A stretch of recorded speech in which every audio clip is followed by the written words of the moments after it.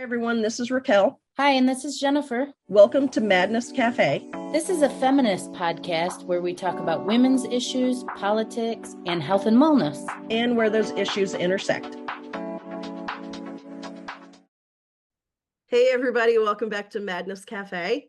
Today, we are joined by Chloe Jimenez-Peters.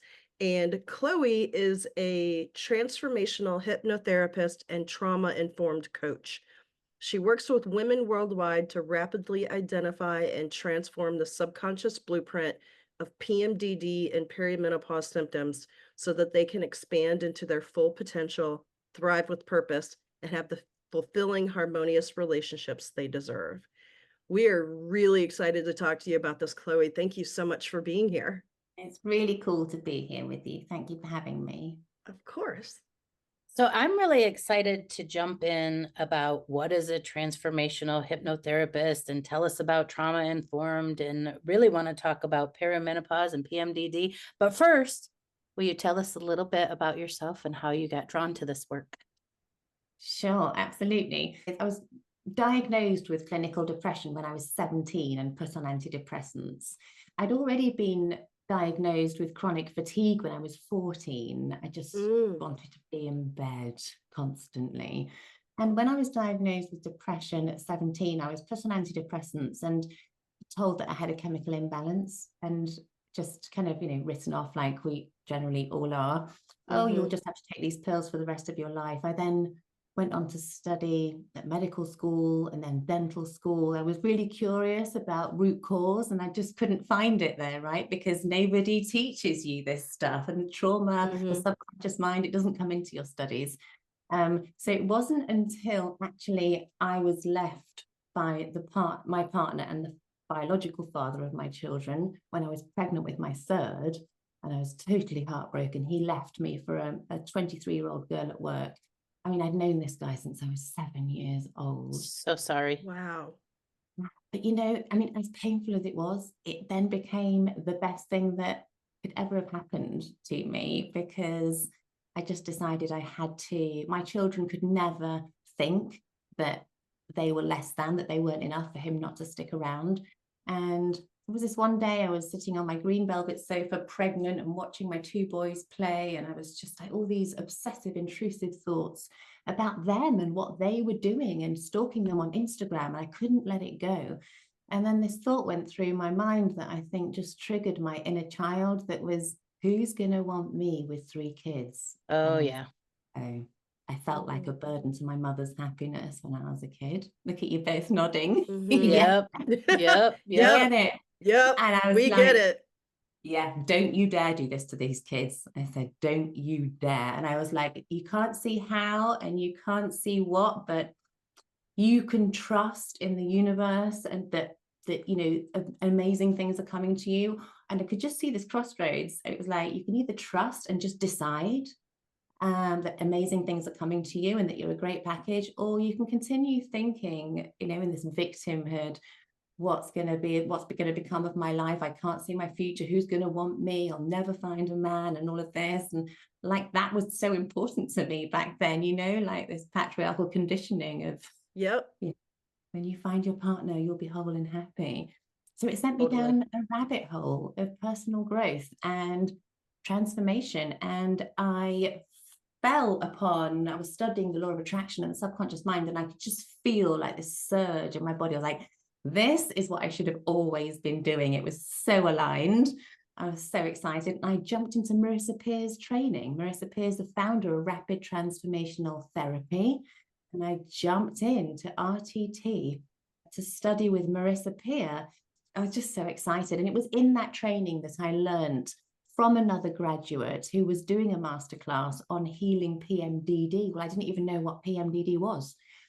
And I learned about it, and I thought, that's what I must have always had from the onset of my cycle, from 14 years old. It took me all of these years to even know what it was.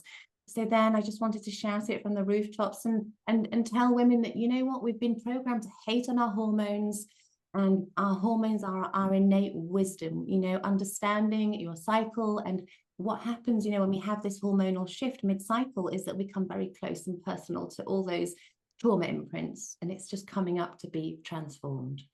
And so this is like the message that I really want to shout out there, because your symptoms are messages and they can absolutely be transformed. And of course, when you're in that state, genes are switched on and off according to their environment, according to the emotions you're in, right?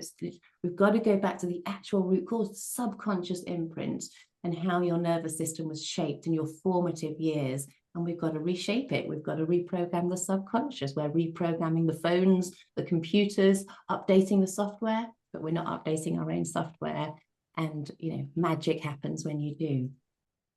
Well, your answer just brought tears to my eyes. I really could identify with the underlying pain, first of having a man leave with children and all of that huge responsibility on your shoulders. But second of all, of realizing that we all are swimming in this patriarchal system and that our own worth has not been magnified in the way that it should be. Could you tell us what RTT, Rapid Transformational Hypnotherapy, is? Yeah, so it differs from traditional hypnotherapy in that traditional hypnotherapy doesn't go to the root cause. It's like, they put you in a hypnotic state and they will give you suggestions. You're in a suggestive state, in a hypnotic brain state. You're just a kind of you're trying to put new information in without actually doing the root cause resolution. So with rapid transformational therapy, we use regression. I was just listening to your episode. My father was the perpetrator. And I love with that. Cindy Benezra. Absolutely gorgeous. And I want to go on her website and watch those interviews, because they'll be fascinating from a professional point of view. But you see, in people who do regress back to scenes that they can't consciously access, they discover that they were sexually abused by their grandparents, or that their mother was raped while they were in the womb. The subconscious mind is incredible. So we use regression to start off with. That's the first tool. An RTT session is a 2-hour session. I mean, we're doing this loads of inner child work. We're doing parts therapy in there. So it's really reframing the association, the meanings you made in childhood, because you made 95% of your beliefs in childhood before you're 7 years old. And we're still running from that programming, right? You can see Jennifer like sighing. Yeah. Yeah, it's a lot. It's a lot to uncover. And I also think about the fact that, well, I can only speak to myself, but I came from a family that went through a lot of traumatic divorce and remarriages. I had 5 step parents total in those years, and all of that. What did that do in here? Yeah, exactly. And somewhat similar situation. I mean, my parents split up when my brother and I were very, very young, and basically had no relationship with our father at all. I mean, my brother rekindled or tried to rekindle a relationship with our father shortly before our father passed, but there's probably a whole host of horrible blueprinting that I need to undo because of the fact that our father didn't want to have anything to do with us growing up or as adults or at all. Right. So and children think very differently to adults, because they don't have this critical conscious mind fully formed. They're in hypnosis, they're in theta brain state. So these beliefs that we're running on are misperceptions of a child. Oh, there's something innately wrong with me. There must be something wrong with me. I must be bad, because otherwise they wouldn't be treating me like this. The mind learns in 2 ways: by hypnosis and by repetition. So RTT covers both of those, because after that 2-hour session, and we've uprooted all the malignant beliefs and reframed everything, and just actually making the unconscious conscious, and understanding how that child felt in that moment is such a beautiful process. I'm just coming back to this wholeness again and realizing, oh, it's actually not me, it's their stuff. Right, you give it back to them. But then after that session, you're sent away with this 15-minute recording of the new beliefs, the transformation, which you listen to every day for 30 days to rewire those new neural pathways about the truth about you. I'm glad you brought that up, because I was wondering what happens after that session, because I would think you're probably still in somewhat of a subjective, im impressionable state after that session, right? So, yeah, I'm glad to know that there's something that people can do afterwards, like that there's some method for integrating everything that's come up during that Yeah. session. I mean, the beauty of the session is that you have done the root cause resolution, because, you know, when I was diagnosed with depression at 17, I was sent for weekly counseling every week to Mhm. talk about stuff that I didn't even know how it was even relevant to anything. And I'd come out of the session more upset than I had gone in. And it was like, oh, same time every week. And it was just heartbreaking for Yep. me. So I was Yeah. like, when I found this, I was like, oh my goodness, this is amazing. It's root cause resolution. You're understanding the root cause of the symptoms, and you get to reframe it all and take back your power, because you're not a helpless, dependent child anymore. And you get to just stand in your power. When you come out of the session, and I bring you out of hypnosis, so you're not still in the trance, the recording will, for listening to at bedtime, will put you back into that hypnotic trance. But there's a lot of people come out with like this instant transformation. Most people, it's progressive over the 21 to 30 days listening to the recording. Mhm. But you see, for example, people with depression, that nearly always is, they just get it. They've just, so straight after the session, they already feel this lightness, this Mhm. understanding. And with working with so many women with depression, the root, you get to see the pattern of beliefs right beneath each symptom. And the depression is just a freeze response. So we've got, you know, because I work with the polyvagal theory and understanding the nervous system. So depression is just a symptom of a freeze response. It's your body shutting you down for the ultimate survival, because you have a belief, there's something innately wrong with me, I'm bad at core. And your nervous system shuts you down, because we're wired for connection. But if you're believing that you're wrong subconsciously, and that you're bad and there's something wrong with you, how could you ever think that you would be safe in the company of others? So this reconnection, and it's a very spiritual experience as well, because yes, you came through your parents, but you came from something much greater. You came from source. And it is just this, in that hypnotic state, being able to have this realization. It's beautiful. That Sounds is amazing. such a beautiful statement. Oh, Do people generally do one session and they come to resolution, or do people do multiple sessions working on different? Because I feel like the work that I've done, I had several core beliefs that needed, not just one, but several that needed to be tapped into. So is this for some people ongoing, or does one session take care of most of their core beliefs? Yeah, so my program for depression and anxiety, or PMDD symptoms, is an 8-week program, and in that there's 2 RTT sessions, along all the other work that we do with metacognitive psychology to get in control of your thoughts and the reshaping the nervous system. There's lots of other things we do alongside it, but the subconscious work, we go to the root cause of a symptom. So I normally like to get people out of freeze response first. So if we've got dissociation or depression, we do that as the first session. And just transforming that belief system at the root of that will shift a lot of other stuff. And so then we just look at what's left for the next session. So that will tend to be a fight or flight response, like anger, like anxiety. So we go to the root cause of the symptom, and from that we get like a whole collection of beliefs. As we regress a number of times, and each regression will show you the same set of beliefs, and you're just getting more and more information about how that child felt, what that child was believing and thinking, and making the unconscious conscious and taking your power back. You're using hypnosis to do the regression. Is that a good understanding of Absolutely. I how mean, it works? we go into the whole session is in hypnosis. I mean, there's nothing Oh, more okay. powerful than doing the therapy in a hypnotic brain state. So we do the whole session in hypnosis. I do the induction and hypnosis. You know, people have this thing about hypnosis. I did too. Because I grew up watching stage hypnotists. Yeah, Right. you're gonna walk around just clucking like a chicken. Yeah, exactly. And bark like a dog. So Yeah.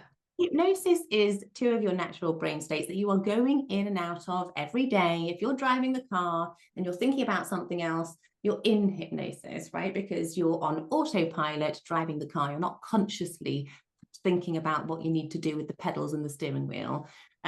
We're in and out of hypnosis naturally on a daily basis. So it's actually so beautiful that you can use this in a therapeutic way, access subconscious beliefs and stories that you can then upgrade still in the hypnotic brain state, because the brain is more suggestible, mind is more suggestible in those subconscious states, hypnotic states. And we're running from our subconscious mind 95% of the day. We're running from that imprint. So Maybe 99%. He gets. maybe, yeah. So it's really important, you know, we can think logically with the conscious mind. I'm going to be this month when my cycle comes around again, I'm going to be really calm for my kids. I'm not going to lash out at my partner. And then there it comes, the shift in hormones, which is the truth serum that will show you whatever needs to come up cyclically for you to transform. I mean, I think the tribe's already had all of this wisdom. We've been programmed to ignore it. Yeah, then that will rear its head, and then, you know, emotion overrules logic every single time. That's why willpower doesn't work. Emotion overrules willpower, and your subconscious mind is the emotional mind. Can you step back a minute and tell us how, when you went and you studied with Marissa Fine, what did you say? Marissa Peer. Yeah. Peer. Okay. How did that allow you to discover that it wasn't chronic fatigue, it wasn't clinical depression, it was PMDD? Just understanding how the subconscious mind works, understanding your own organism, really. It was like, oh, they'll have us believe, oh, this is genetic, that's genetic. I really believe that 95% of diseases are stress related. And when I say stress related, Yeah, me too. I mean being in fight or flight for long periods of time, or freeze response is gonna damage your organisms at some point, because you're starving them oxygen and nutrients. Your body is preparing you for the biology of courage. That's what you're creating, biology of courage, to run for your life from a tiger, from a lion. It's a great response. Your nervous system is working for you, but it's working for you according to what you're perceiving. And your perception is created by your subconscious beliefs and creates the lenses through which you see yourself, through which you see the world. And we've got to take care of that. We've got to take personal responsibility. It wasn't our fault what happened. No parent wakes up and says, I'm going to fuck my child up today. We're all doing our best. But we've got to take responsibility for what happened, you know, and change it. This is where it's important that you're also trauma informed, because I can imagine that so much that comes up, I mean, there's a reason why it's packed away, right? Where our little kid brains packed it away, right? Exactly. And so then to bring it back out into the open, if you don't have somebody with you who can help you through that in a positive, constructive, healing way, you're just going to do more damage to yourself. Yeah. So can you, for people who are interested in doing this type of work, whether it's the hypnotherapy part of it, or the regression part, or the inner child work, or any of it, what can you say to them as far as how you deal with all the baggage that comes up? My trauma-informed coaching came because I actually became a narcissistic abuse specialist as a result of my work with women with PMDD and these horrendous symptoms, because I was noticing so many were finding out or realizing or getting the clarity that either one of their parents was a narcissist through doing the work. They were having this clarity, or that they or that they were with a narcissistic partner. And repeating patterns. Exactly. It was a no-brainer for me to go in and do, we become obsessed with this work, right? We live and breathe it when you love what you do. And so that I went into the Narcissistic Abuse Specialist thing is like a degree in itself. It's so vast. And the trauma-informed coaching in that is really very much nervous system level. So really understanding the nervous system, which I think is imperative. And it is. I'm happy to see that, not only therapists are doing it, but teachers, lawyers, people are educating themselves. I mean, we should be teaching kids at school this stuff. They should understand their nervous system works for them. We don't need to fear a response. We need to get curious with it. Yeah, I'm constantly learning and constantly doing more studying because I love what I do. But yeah, you're right. The trauma-informed coaching it's absolutely imperative to the work that I do, especially when people are regressing back to unconscious scenes. Not everybody does, but some people do. And when they uncover stuff, it's a lot to kind of get your head around when you've been living your life for 40 years and you discover that as a 3-year-old, you were constantly sexually abused by your grandparents, for example.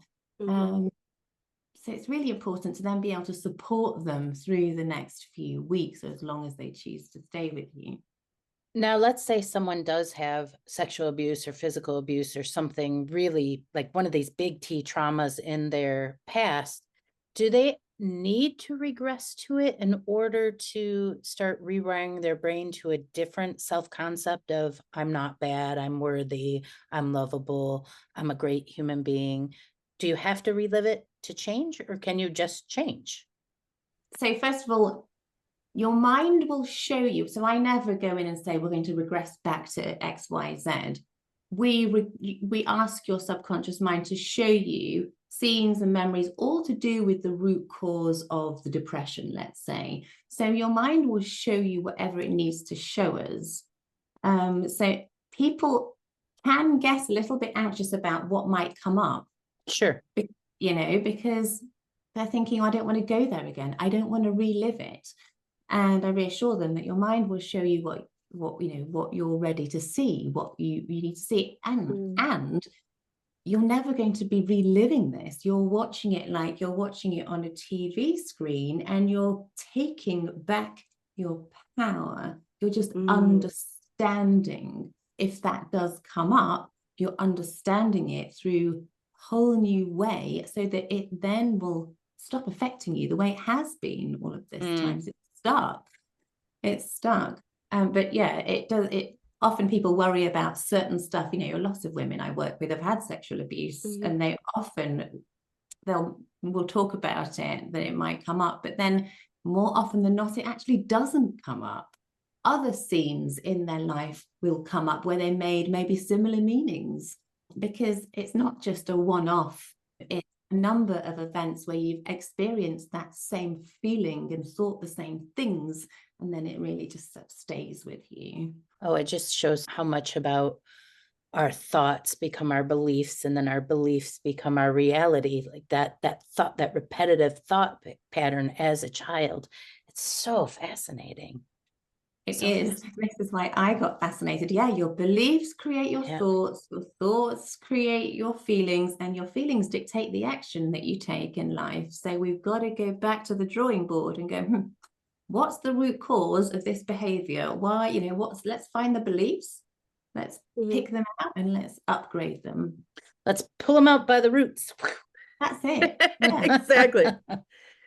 Is it possible to get enough benefit from just one session? Or because for some people, they may not be able to do many sessions, right? But they may be wondering, well, what is one session going to do for me? Is it going to help? So yeah, you wouldn't need many sessions. And from, I've been doing this work with women with PMDD for 4 years now, and really 2 sessions in the space of this 8 weeks while doing the other work, the conscious work, so that they can understand that they do have control of their thoughts and start to use the tools in each moment to reshape their nervous system, bring themselves back. 2 sessions to do the subconscious work for premenstrual dysphoric disorder symptoms is absolutely enough. You can have 1 session if you've got, then my clients, they always come back, oh, I want help getting pregnant now, for instance. So they will have a one-off session, but that's a 30-day package because they're with me throughout those 30 days of listening to the recording, and we'll have a coaching call at the end. So, because I like people to leave my world feeling complete and transformed. So it's not like you're just coming to me for a 2-hour session and then off you go. I want to be with you, and you've got me on WhatsApp support, and anything that comes up, we work through it, right? Because the growth is where the trigger is. Now you go out of the session with a list of beliefs that you had that were underneath the triggers. And so now when you're triggered, it's like you've got to have this little gatekeeper going, I know that. I know what this means. I know what I'm believing subconsciously and where this comes from. So we do the reframe in the trigger after, and we keep doing that work throughout, because that's where the growth is. So it sounds like it's a really good middle ground between, here we did it once, see ya, you're off on your own, and you're going to have to see me every week for the rest of your life. Like sometimes therapy can feel like. So it sounds like it's that happy medium, right? Like you give them the support and the tools that they need to then leave the therapy nest, so to speak. Absolutely. Yeah. Because, you're your own greatest coach. You just disconnected from your intuition because of the beliefs so this is like reconnection to source, reconnection to your intuition, reconnection to self. And it really like rockets you back to wholeness, really. This is a lifelong journey, the back to wholeness. But once you get on this, once you do the rapid transformational therapy, you know that the wisdom is within you. And anytime anything else comes up that you can't resolve yourself with your own conscious mind, then you just know, I'm going to get a session on that. I'll have another 30-day package, because it's subconscious. We're intelligent beings. If we could solve things if we knew why we were depressed with our conscious minds, if we knew what these symptoms, what these messages were all about, we would have solved it already. The problem is unconscious. You've got to give yourself credit. It's no use going to talk about it for an hour every week. Intuition being shut down also gets in the way. What is the difference in your work between PMDD? Maybe we should define PMDD for the listeners, and perimenopause.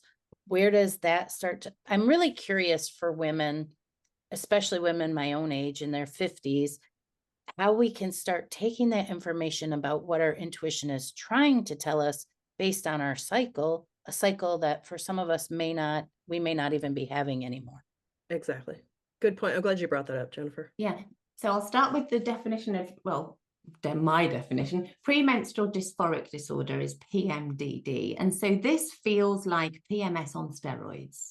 Yes. This feels like you've been possessed for half the month. It's a cluster of symptoms: depression, dissociation, rage, you isolate, anxiety, insomnia, it's different for everybody, and the number of days is different for everybody. I would be wiped out. I used to be wiped out for like 2 weeks when I was a teenager. I would be off school at least a week every month. Nobody connected it to my cycle, my mental health stays, interestingly, but I was really very much in freeze response for that time.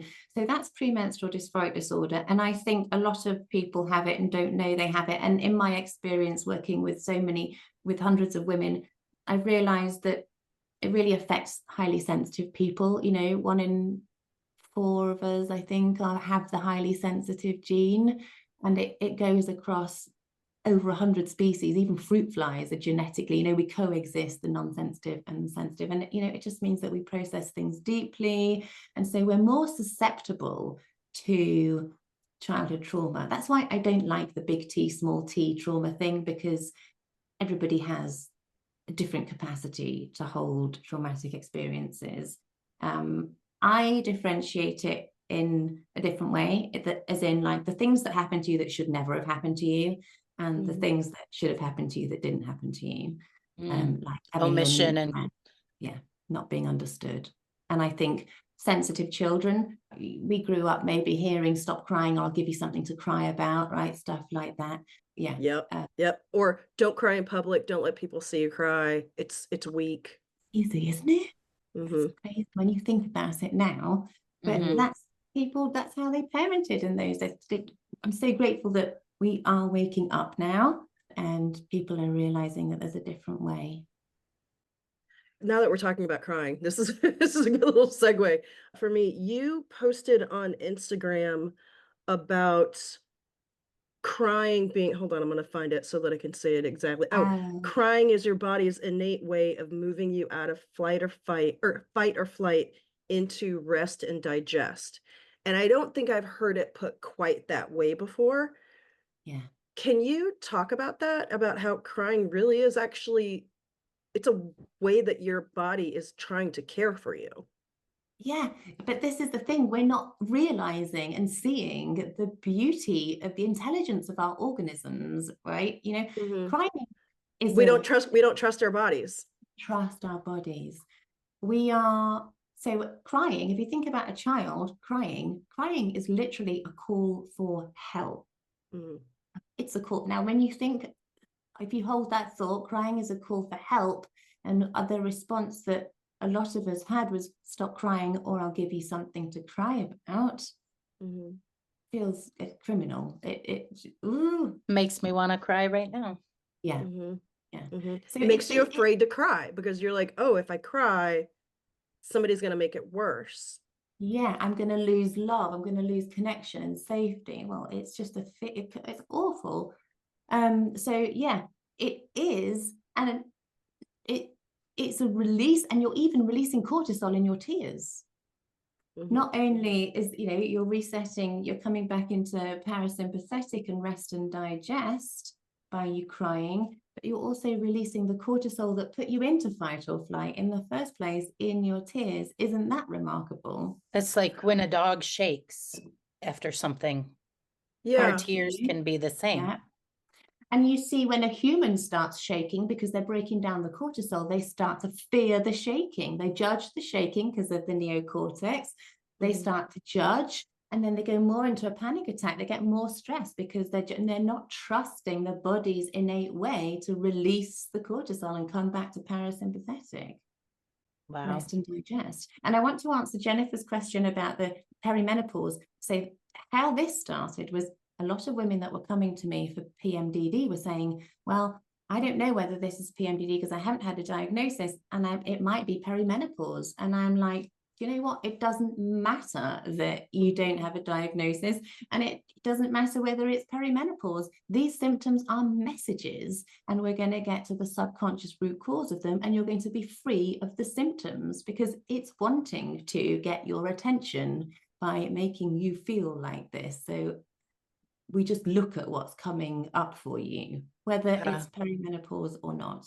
Then in that world, is a hot flash considered a symptom that we want to get rid of, or is a hot flash more a transition that our body's going through?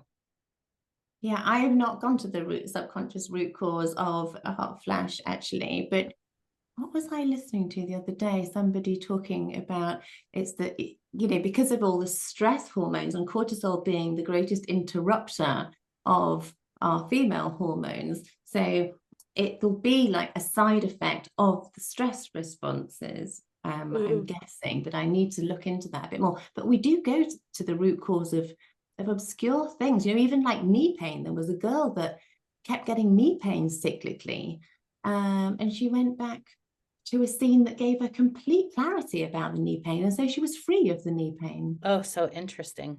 Are there some common root causes? Or, I mean, I'm sure there's some individuation based on circumstance and that sort of thing, but are there any common root causes or common causes for some of these things?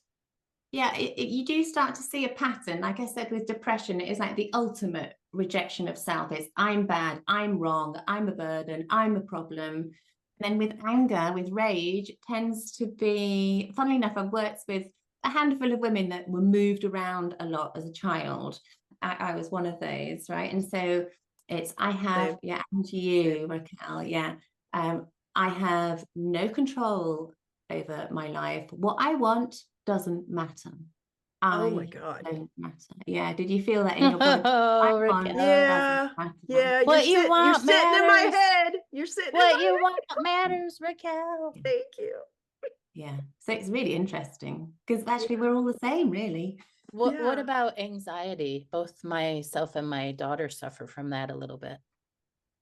Yeah. So anxiety, I feel, is, I mean, I think we've normalized being in an anxious state because I'm just thinking, I don't think I'd have identified myself as having had anxiety. But now that I am living within a peace, I'm like, oh my God, I just normalized. Yeah. Same being for me. anxious. Same for me. Yeah. Yep. So anxiety is, like, I'm not enough, but also, so source as when you're a child, your source are your parents. Mhm. You when you source doesn't meet your needs, it's like you splinter yourself in a way and you stop trusting that you're enough to receive. And so it's this, yeah, now we've got to go to the spirituality, right? We've got to connect to source because you came from source. You came through your parents, but from source. So I am enough. I am worthy of being cared for.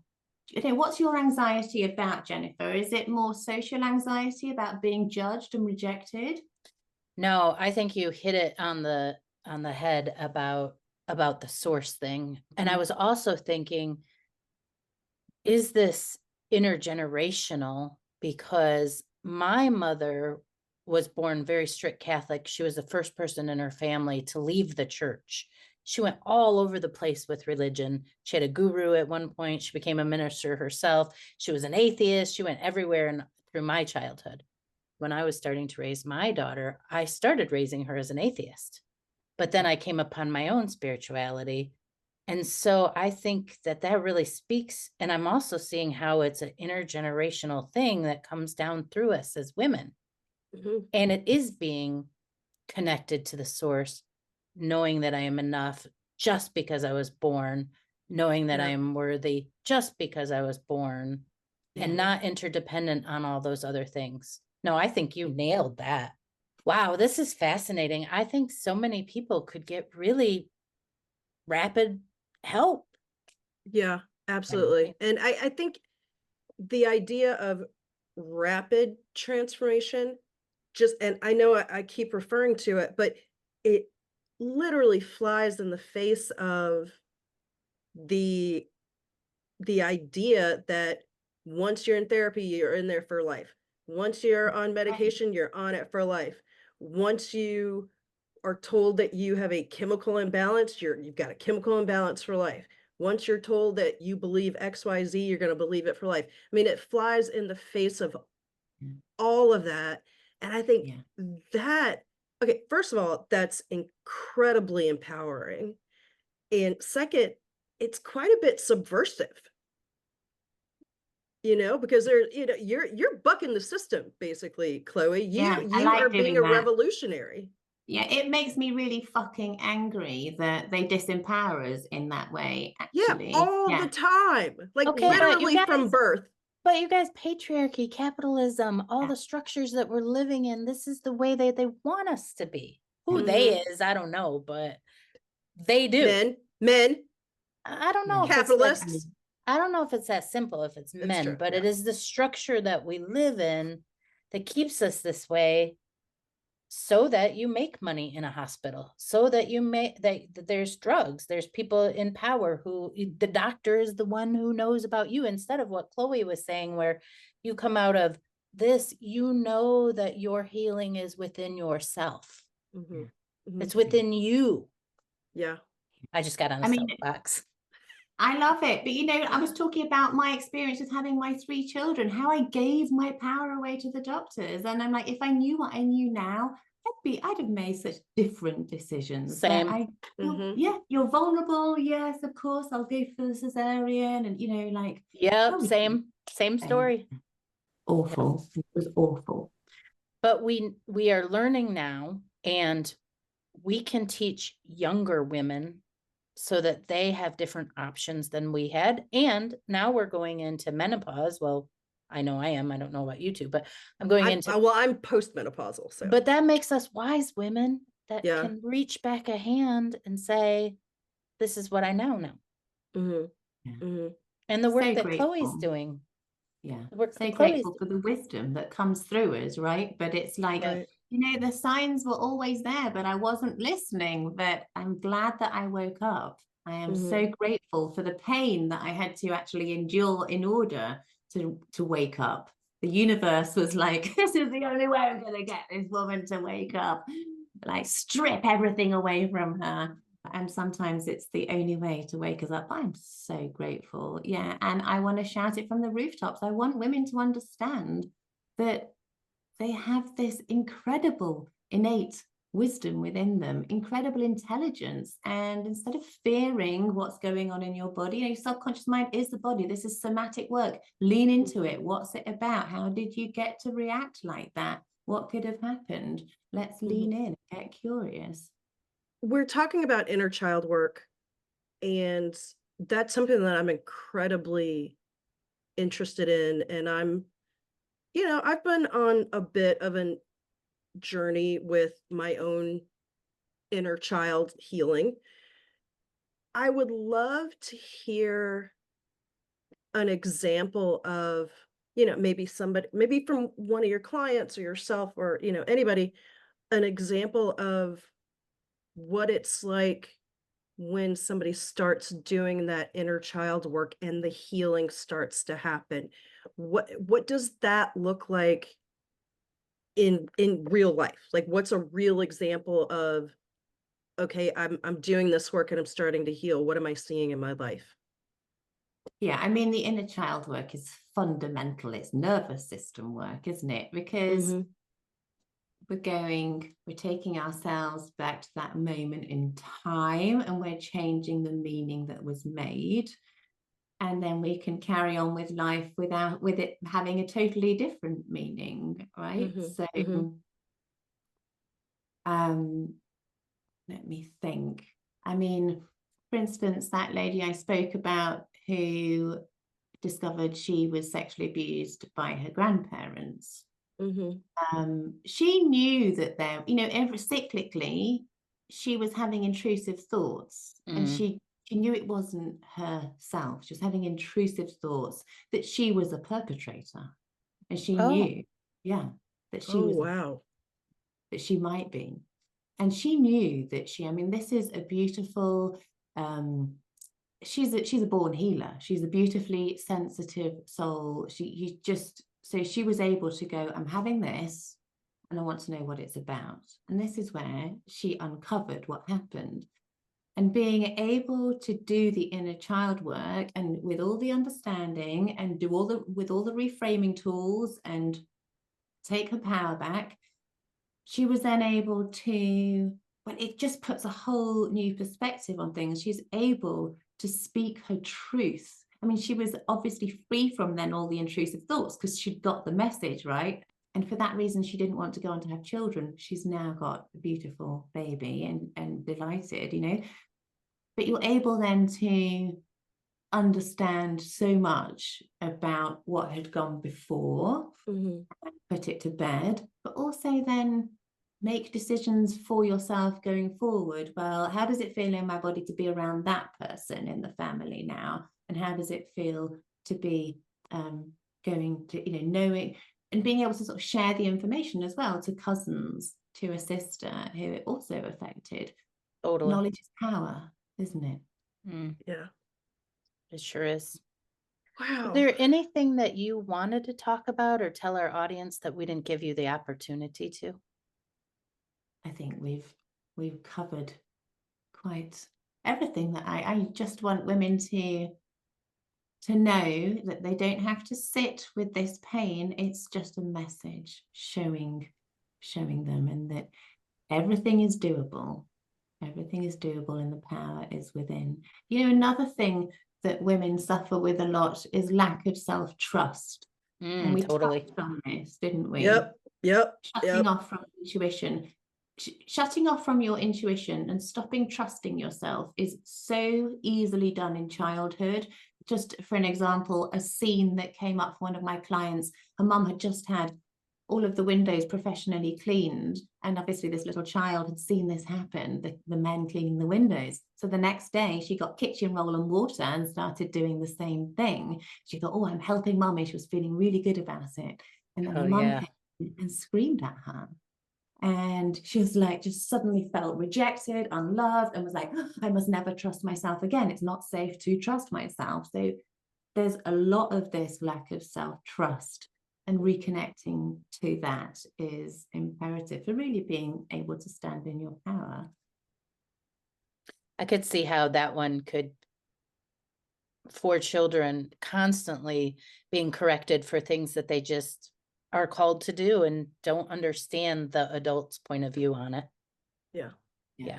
Well, and as adults, I don't think we spend a whole, granted, I don't have kids, but adults don't necessarily think about, when they're reacting, they aren't necessarily thinking about, why did the little do that? Like, what's going through the little's head when they're doing XYZ? It's just, that's not what I wanted to do. Blah, you know? Yeah, totally.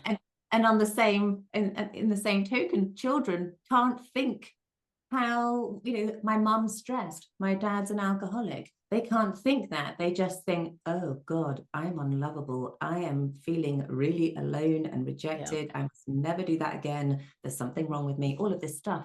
We never think as kids. We have to think of our parents as enough to be able to keep us alive, right? Because we're so dependent on them. So we always make it mean something about us. Thank you for this beautiful work. You are putting a lot out into the world, and it's amazing.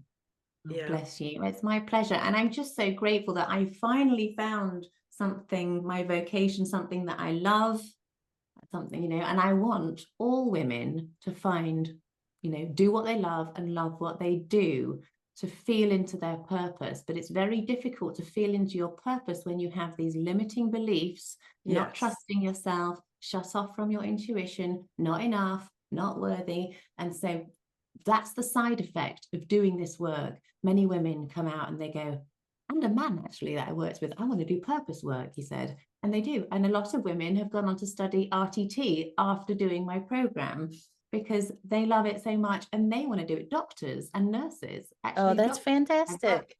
Yeah, that's awesome. Want to do this root cause work. Wow, you're having such a huge effect, Chloe, with the work that you're doing, and it's rippling out. It's not just one person or, you know, a few people here and there. It's rippling out, and you're having an effect on people that you may never meet. So thank you for doing this work and for showing us that we don't have to settle for the bullshit that our limiting beliefs tell us. Absolutely. You know, that's the ego trying to keep you small, trying to keep you small. You don't need to do that. Yeah, you're meant for more, and you know it deep down. You know you're meant for more. Awesome. Thank you so much, Chloe. You're doing amazing work. It's so lovely to speak to you. Thank you. Thank you. Are you ready to recap, Raquel? Yeah. I want to ask about, so you were talking, especially in the beginning, you were talking about how some of it was bringing you to tears. And I want to ask about that really quick. I'm trying to remember what it was she said in the beginning that did bring me to tears. I'll just go with a few things that really stood out to me in this. Number one, I loved her reframing of big T trauma and little t trauma into traumas of omission and commission. I think that's really important language, because we tend to look at unless you've been sexually abused or unless you've been beaten, the trauma in your life doesn't matter. And trauma Yeah. of commission is really important. But then I also, when she was talking, realized how we inadvertently cause trauma all the time, like with ourselves, with our loved ones, with our littles, and how our parents did with us. And it doesn't mean that they didn't love us and didn't want us. And Yeah. it's just almost human Yeah. Yeah. to have this, You right? do the best you can with what you got, hopefully. And the example of the windows, I think, is spectacular, because I think of my own children and how many times I probably went off the handle, and I wasn't a big off the handle. I probably yelled at my kids a handful of times. But that being said, still a strong reaction from the mother figure, the one that you trust. It could be the father figure, it doesn't matter. And a child's brain, not at the same cognitive level, not understanding, just doing its own process, creating its own process. I don't think we can escape childhood without some form of trauma. Right. And this idea of looking back onto where did these beliefs develop, I think that's what brought me to tears. Was number one, just really connecting with the humanity of my own parents, that no, they weren't gods, they weren't perfect. Also, even in And their maybe they weren't demons either. Like I was my just gonna say situation that. with my dad. I was just gonna say that even in their imperfections, yeah, they weren't the monster. It just, there's something in the interplay that this is the core belief that I chose to form, which was different than core beliefs that my siblings chose to form. So that brought me to tears, also realizing that we can do this work, that we as adult human women, I'm only speaking specifically of women right now, but of course men can do the same thing, but we as adult human women, we are powerful. We can rewire that core belief. And I believe that my core belief that we were talking about today is that I'm not enough. Because I think back about my childhood and all these things that happened, and this disconnect from spirituality of, I don't believe in God per se, but you believe in some source, there's some something energy. This disconnect is also the disconnect from intuition, I believe, because that's the connection to that source. So the I'm not enough, I wasn't enough, I believed I wasn't enough to keep my parents together. I wasn't enough because our home kept changing. When my sister died of drug overdose, I remember really strong feelings of, why wasn't I enough to live for? Right. Like, why wasn't I enough? So my whole reprogramming has had to have been, because I've been working on it for a while, and continues to be, and probably will always be, holding myself as an adult woman and telling myself, I am enough. I am enough. Yeah. So yeah, that brought me to tears, because so much of my personal work and message is there. And I would actually really love to try this modality. It reminds me a lot of what's going on with the holotropic breath work. The main difference being that I see the integration of Chloe and others like her being there as the support for the integration to really like ongoing, maybe not forever, but just a cushion of it, support while you're reintegrating these ideas. Right. Right. Yeah, I just think it's wonderful. I mean, bless her and bless everyone who's doing this, because I believe this is how we change the world. Yeah, the inner child work, in my opinion, is so huge. It's so huge. The point about omission versus commission, I think, is also huge, because a lot of us, and okay, I've done the whole big T trauma, little T trauma. I wasn't abused. Nobody beat me, blah, blah, blah. So what do I have? So I grew up poor and financial instability, blah, blah, blah. That doesn't mean that I had trauma. Well, yeah, it does. And to realize that, yes, I was surrounded by people who love me, but those people were and are flawed, and they were doing, I like to think that they were doing the best that they could with what they had, right? Although sometimes when I'm feeling a little angry and petty, I'm like, you could have made different decisions, you know? Yep. And they could have. Yeah. And they could have, just like, Sure. like sometimes we can. Right, sure. But the bit of inner child work that I have done has led me to realize that, oh yeah, like you were saying, my parents are just humans. They weren't gods. They weren't omniscient. They were just people who were raised by just people. To realize that, and to continue the healing and the work to bring about that healing, and utilizing different modalities,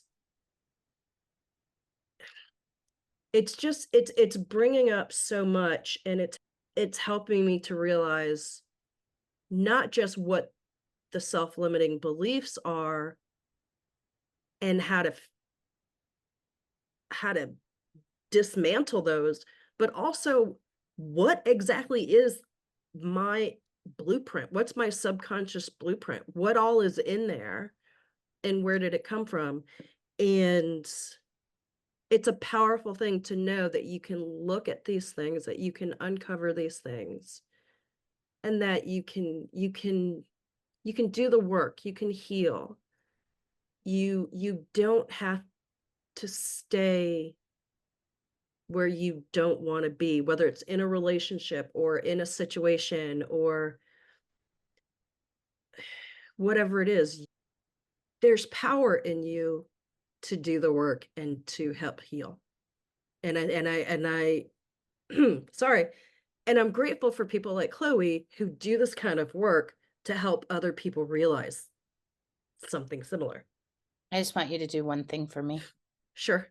I want you to rephrase that and say, there's power in me and I can heal. There's power in me and I can heal. There's power in me and I can heal. And I will say, there is power in me and I am healing. Love that even better. There's power in me and I am healing. Yeah. I love you, Raquel. I love you too, Jennifer. Bye. Bye. Thanks for listening to today's episode. If you like this episode, please share it with a friend.